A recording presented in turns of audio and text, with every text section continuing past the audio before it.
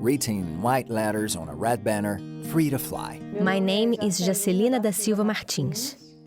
I'm 45. I'm divorced, mother of 3. Carpina, Pernambuco. My life hasn't always been like this, with plenty of food on the table. Jacelina Martins, production leader, Carpina. I had a pretty tough childhood.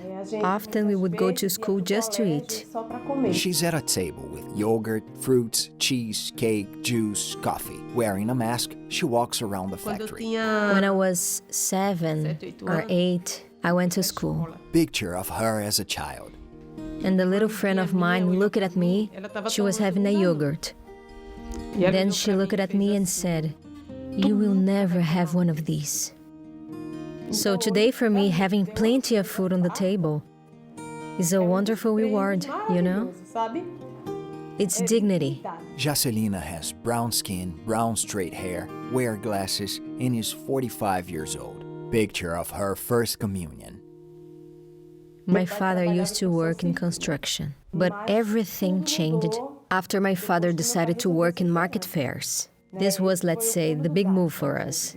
It was the turning point. It all started with him selling Havaiana sandals in the market fair. At the factory, employees produce sandals.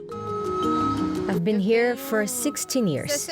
16 years since I started working here at Alpa. My 3 siblings and I work here. Myself, my 2 brothers, and my sister. So our relationship with Alpargatas has more than 30 years.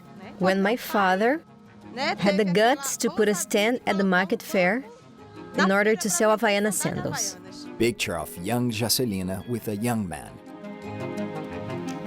And when I turned 19, I started dating. But soon after, at the age of 20, I got pregnant. Then my father gave me a piece of land. So the house where I lived after I got married, I was the one who dug the foundation. But I was pregnant. I was extremely afraid of losing my baby because I couldn't tell anyone that I was pregnant. I would turn on a water hose, then I would soften the clay, and then I dig. Soften the clay, and then I dig. Then I started working as my dad's assistant. So we did what was possible with the money we had. And we got married. Picture of her smiling while leaning on the hood of a car. Then a picture of her holding her firstborn son.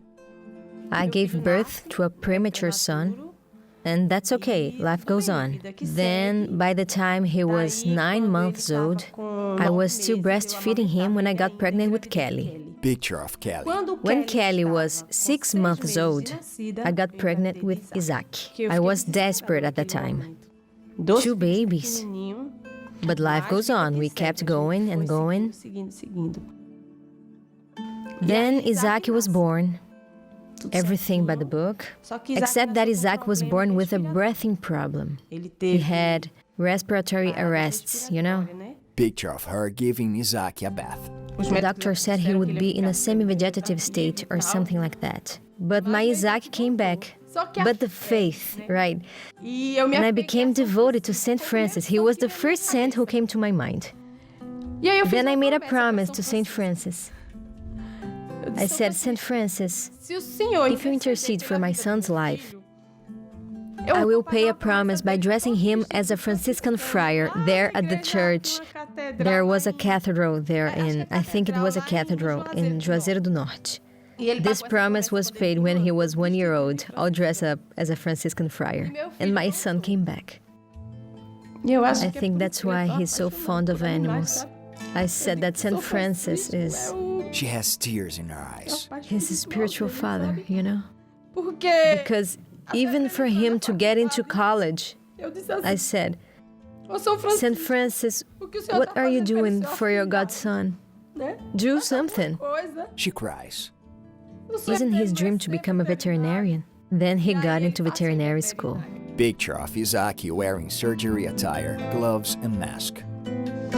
When my daughter turned 18, finished high school, she told me, "Mother, I want to be a missionary." By the time she was leaving the house carrying that suitcase, I can still hear the sound of those little wheels, you know? She looked at me like this, I was crying. Then she said, "Mommy, I'm going, but Jesus will stay in my place." You will never feel my absence. You'll miss me, but you won't feel my absence. Picture of her daughter smiling in a field. My oldest son, Fabio, came home and said, "Mommy, I applied to go to Canada."